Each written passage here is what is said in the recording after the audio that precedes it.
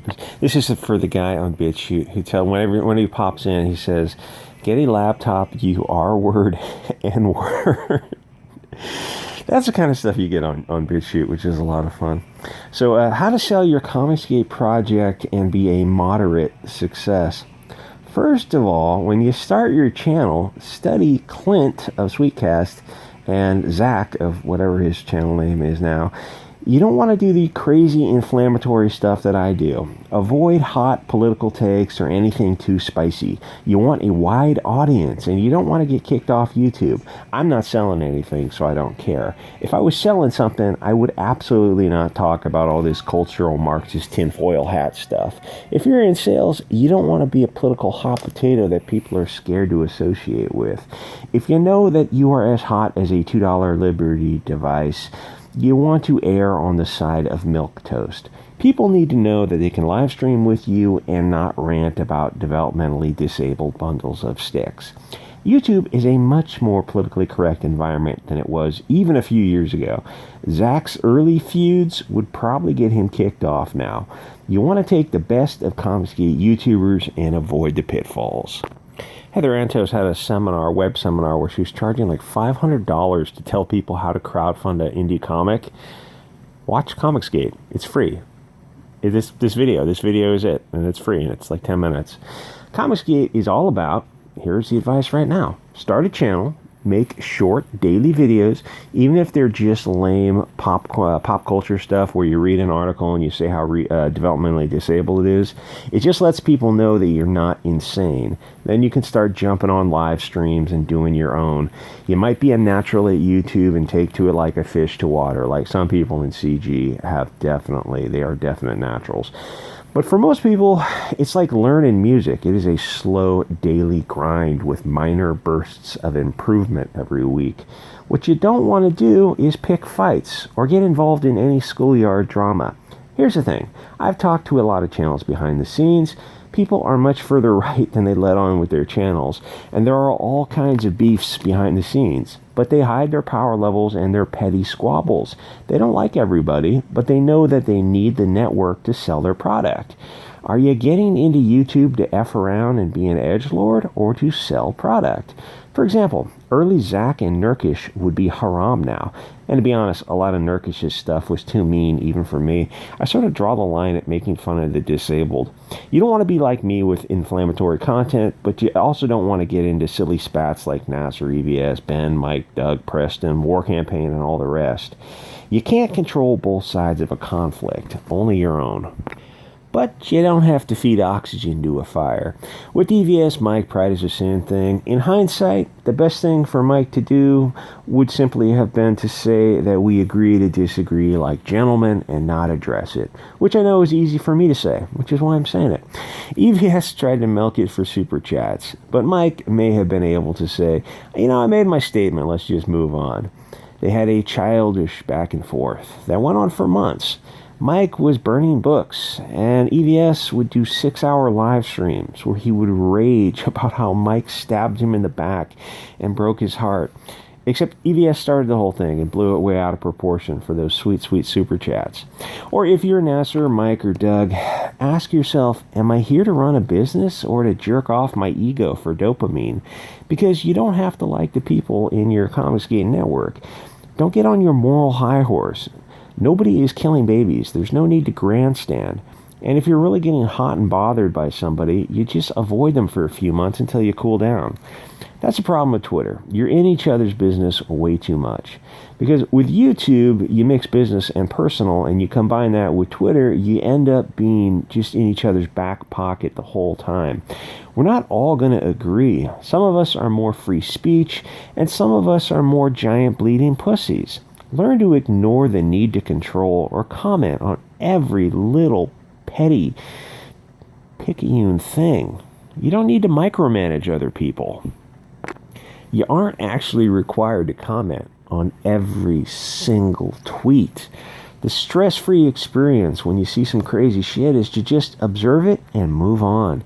You don't need to give your 2 cents. The thing is that there are so many interconnected spiderwebs and overlapping Venn diagrams of factions that if you get into a hissy fit with one person or someone's favorite artist, then other people are going to get dragged into it. Keep reminding yourself that you're in this for a business. Shop owners don't get into discussions about religion with customers because the odds are slim that they're going to agree on all points. There's simply nothing to be gained from a Twitter fight with someone in CG. Don't get me wrong, I feel the blame rests mostly on one guy's pudgy shoulders, but not entirely. There's plenty of blame to go around, which is weird because everyone involved is 50 and should know better. But the egos of artists and writers knows no bounds. It's like they walk around like obese balloons waiting to be pricked. Some guys were entirely innocent and just got hit with friendly fire. Doug Ernst, Tim Lim have always acted like what they are. Reasonable, mature adults. They did nothing wrong and still caught shrapnel.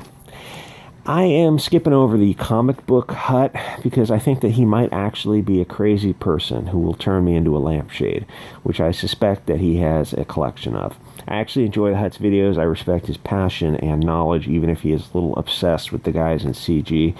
But I also occasionally listen to guys like Mundane Matt, because while his past acts are just reprehensible, he is very enthusiastic about movies. I don't hate the guy because he can't help being a soy boy.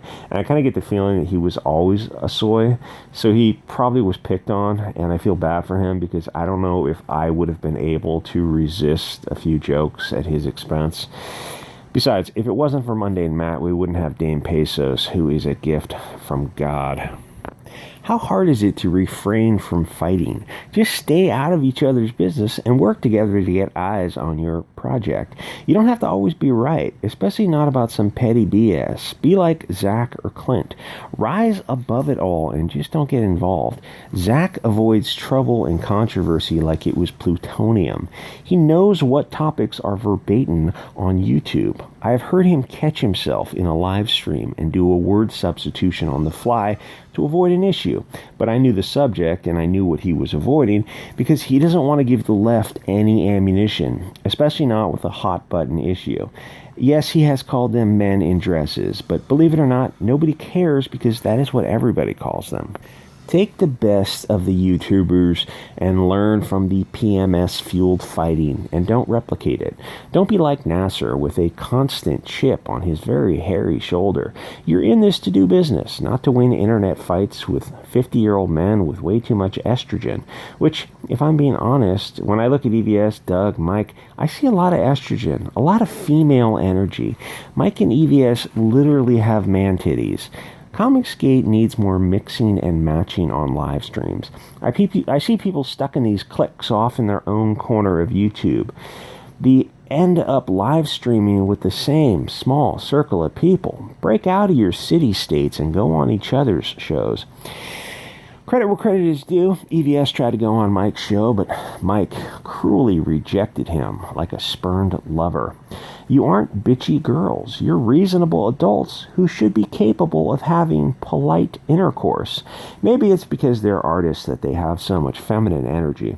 A little exercise wouldn't kill you. And no, Mike, you can't go for a walk that burns 500 calories, then go eat 2,000 on a live stream. Look at Zach and Clint. Zach has a lot of personality and paved the way. But Clint, who is definitely not a natural at YouTube, has made slow and steady progress. He just avoids fights and makes progress. His show and comics keep improving. You know what he is? He's a comic book professional. Comicsgate has created dozens of comic book professionals.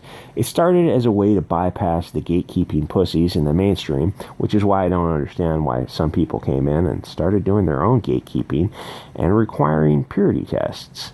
It's almost like they're SJWs, but just not as extreme as Sana Amanat or Mark Wade. Oh, anyway, I heard a great live stream last night on Michael Bancroft's channel. He's the artist or the writer of The Lucent, which is on Indiegogo, which I've posted in my community post a couple of times. He had RJ from the Fourth Age on, so you can just go to Michael Bancroft's channel and watch that last night's live stream. RJ is the most interesting, articulate guy on this.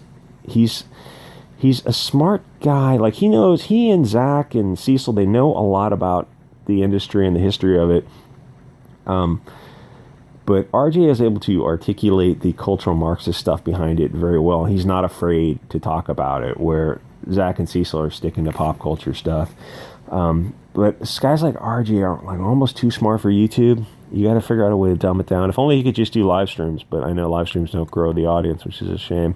Because some people are just much better at live streaming. He's one of those. They're just made for live streams. Anyway, like, comment, subscribe, guys. See, I stretch this video to 10 minutes. Sub to my Bitchute. You can click the links to the support channel if you want. If you want to get a hold of my P.O. box or whatever. I will see you guys all next episode. And damn my titties.